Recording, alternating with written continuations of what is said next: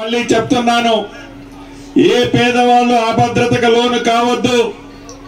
ఇందిరమ్మ ప్రభుత్వం అంటేనే మన పేదవాళ్ళ ప్రభుత్వం.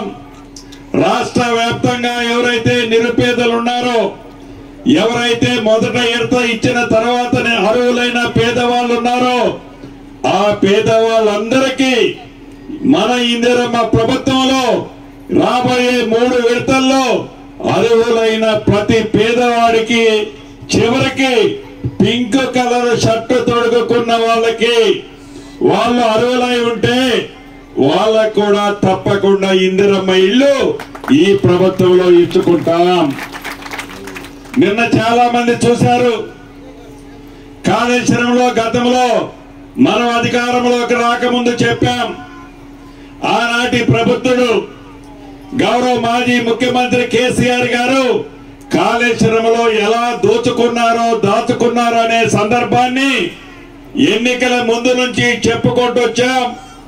నిన్నగాక మొన్న 31వ తారీఖు నాడు సుమారు 15 నెలలు విచారించిన తర్వాత ఒక retired supreme court judge PC Ghosh గారు ఇచ్చిన తీర్పు సుమారు 665 పేజీలు తీర్పు రాసిచ్చారు. దాంట్లో ఎలా ఉద్దేశపూర్వకంగా కాళేశ్వరాన్ని దోచుకున్నారో, ఏ వంకలతో దోచుకున్నారో, ఏమేమి చెప్పి కర్త కర్మ క్రియ కాళేశ్వరం అంటేనే కేసీఆర్ అని బొమ్మ పెట్టుకుని ఆనాడు మాయ మాటలు చెప్పారో ఆ చిత్రాన్నంతా పిసి ఘోష్ గారు ఇచ్చిన రిపోర్ట్ లో చాలా స్పష్టంగా కనిపిస్తుంది. మళ్ళీ అక్రమంగా పేదోడు సొమ్ము దోచుకున్న ఆనాటి పెద్దలు మళ్ళీ ఏ ఎన్నికలు వచ్చినా ఆ డబ్బును ఖర్చు పెట్టడానికి మీ దగ్గరకు వస్తారు. అది వాళ్ళు కష్టపడి సంపాదించిన డబ్బు కాదు, అది పేదోళ్ళ డబ్బు, పేదోళ్ళకి చెందాల్సిన డబ్బు ఎంత వచ్చినా అది మీదే. ఆ డబ్బు తీసుకోండి.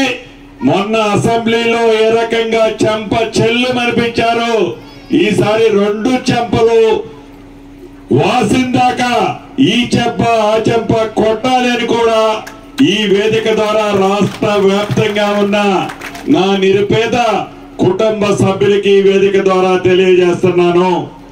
చివరగా ఒకటే, ఈ ప్రభుత్వం పేదోడి ప్రభుత్వం, పేదోళ్ల కోసం ఉన్న ప్రభుత్వం, పేదోడి కన్నీరు తుడిచే ప్రభుత్వం, పేదోడికి అండగా ఉండే ప్రభుత్వం. ఏదైతే అసెంబ్లీ ఎన్నికల్లో మీరు దీవించారో అదే పద్ధతిలో రాబోయే ఏ